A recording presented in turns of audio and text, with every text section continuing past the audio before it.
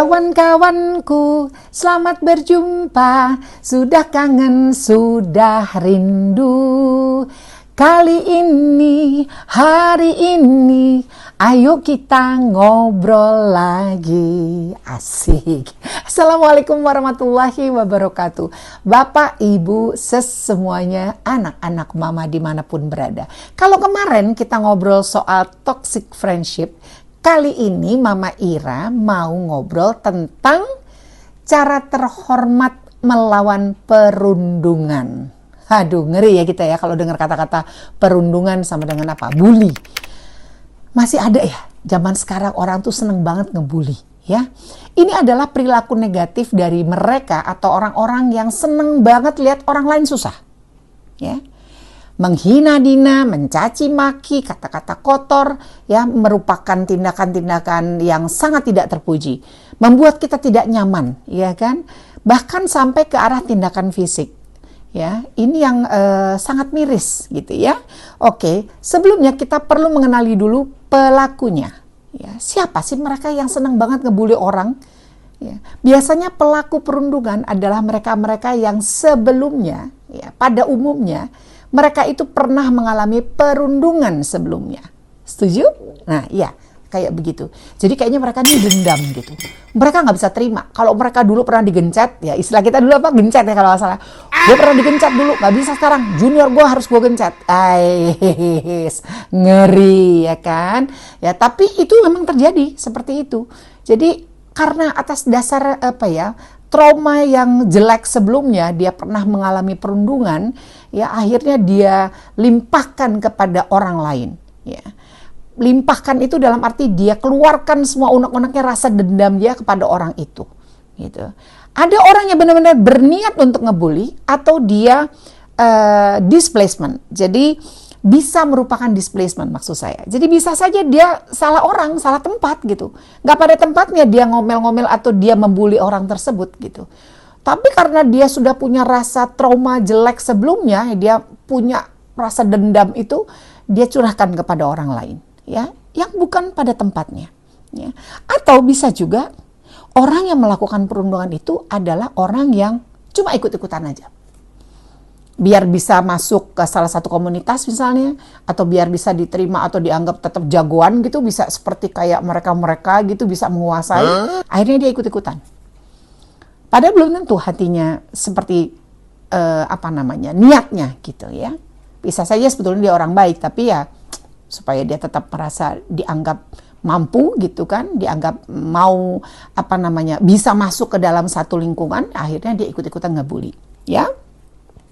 Apakah masalah trauma ya bisa mengganggu orang ini juga sehingga akhirnya merupakan mental issue pada mereka yang melakukan perundungan? Ya bisa.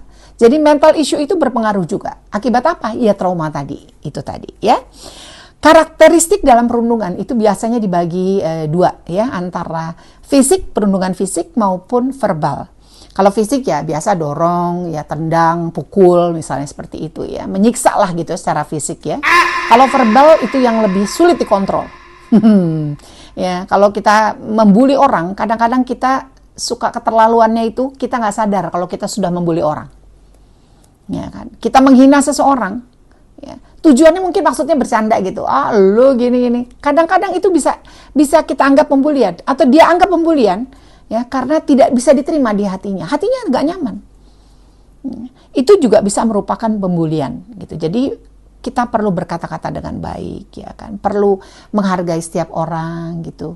Jadi harus tahu juga situasi kondisi yang berlaku pada saat kalau kita sedang bercanda dan lain sebagainya ya.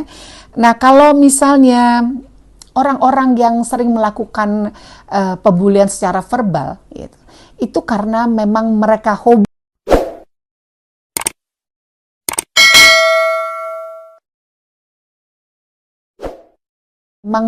hobi ya, menyudutkan orang dan menjatuhkan orang lain karena dia merasa bahwa dia adalah yang paling benar ya, atau dia lebih berkuasa gitu. Ini yang paling sering kita rasakan ya. Entah itu di lingkungan keluarga, entah itu di lingkungan pertemanan ya. komunitas, sekolah mungkin, pekerjaan di kantor gitu ya, lingkungan kantor juga bisa seperti itu. Ya, kita kadang-kadang suka ngerasa bahwa nih orang nih enak banget kalau ngomong ya gitu. Nah, itu udah merupakan pembulian gitu. Dia nggak sadar atau mungkin dia sadar. Nah, itu yang harus kita hindari. Seperti apa solusinya? Yang pertama tadi saya sudah sampaikan bahwa kita kenali dulu siapa yang melakukan perundungan. Apakah orang ini memang betul-betul punya backstory dalam kehidupan dia yang tidak bagus atau kurang bagus, sehingga pada akhirnya cerminan dari trauma jeleknya itu dia lampiaskan ke orang lain. Oke. Kedua adalah kita hindari, ya. Kalau memang kita tahu dia hobinya merundung orang, kita tahu dia hobinya membuli orang, nggak usah ditemenin, ya kan? Kita hindari aja gitu. Untuk apa? Kita ikut-ikutan rugi gara-gara orang itu? Nggak usah gitu. Karena orang itu pada saat dia membuli, dia tidak bercermin pada dirinya sendiri. Apakah dia sudah benar? Apakah dia paling benar? Gitu kan? Atau biasanya dia merasa paling benar gitu. Tapi perilaku dia sama sekali tidak menunjukkan bahwa dia adalah seorang yang memiliki tabiat yang bagus. Ya, setelah kita hindari, biasanya kita perlu melaporkan kepada pihak yang berwenang. Nah, ini dia. Kalau kita berani untuk melaporkan kepada pihak berwenang, artinya kita sudah siap. Ya, kita butuh namanya satu tindakan atau perilaku namanya perilaku asertif, yaitu kita kita perlu melakukan upaya-upaya konkret ya untuk mengungkapkan perasaan, pikiran dan hak-hak pribadi kita ya terhadap seseorang. Jadi kita nggak usah khawatir gitu. Kalau kita berani lapor berarti kita sudah mau untuk atau kita sudah siap untuk berhadapan dengan yang bersangkutan. Gitu. Kita sudah siap menghadapi konflik sekecil maupun sebesar apapun.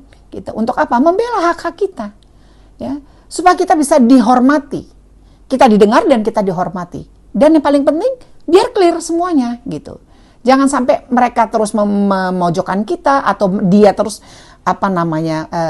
menjatuhkan kita, nggak bisa gitu. Kita juga tetap punya hak gitu ya. Nah, kalau kita sudah siap, kita hadapi orang tersebut, ya, kita bicara dari hati ke hati. Kita face to face. Tetap tenang, cool, ya. Kita kuasai kondisi yang berlaku. Kita bicara baik-baik gitu. Tapi tegas gitu. Kita tetap punya batasan gitu.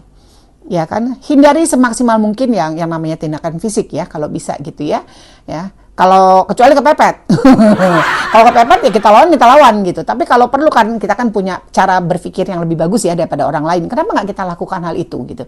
Jadi kita bicara dengan baik, kita pertegas ya apa yang salah dari penilaiannya dia. Kita koreksi lagi diri kita. Kita sama-sama cari solusi yang terbaik. Ya, kalau dia masih punya hati, dia masih punya perasaan dan masih bisa diajak berpikir, biasanya akan ketemu solusi yang terbaik gitu. Setelah itu kita jadi berteman.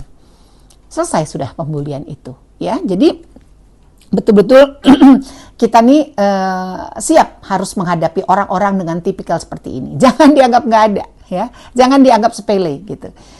Kan kita nggak nyaman ya kalau kita berteman satu dengan yang lain ya. Kita tetap baik pada setiap orang ya, tanpa kita sadari gitu kan. Tapi ada orang yang using kesempatan itu, mereka take for granted dari kondisi yang berlaku gitu. Pada akhirnya dia mengeluarkan kalimat-kalimat yang tidak menyenangkan dan lain sebagainya. Oh, sudah jelas-jelas kita dibully gitu ya. Untuk apa gitu? Kita masih berhubungan dengan orang seperti ini. Hindari ya. Jadi sekali lagi, berani bicara dan bertindak untuk mendapatkan hak pribadi dengan terhormat ya. Jadi mari kita sama-sama saling menjaga satu dengan yang lain, saling menghormati satu dengan yang lain. Kita bersanda boleh-boleh saja, tapi tetap pada tempatnya gitu ya. Semoga bermanfaat omongan Mama Ira kali ini. Kita ketemu lagi besok. Jangan lupa subscribe, like, komen.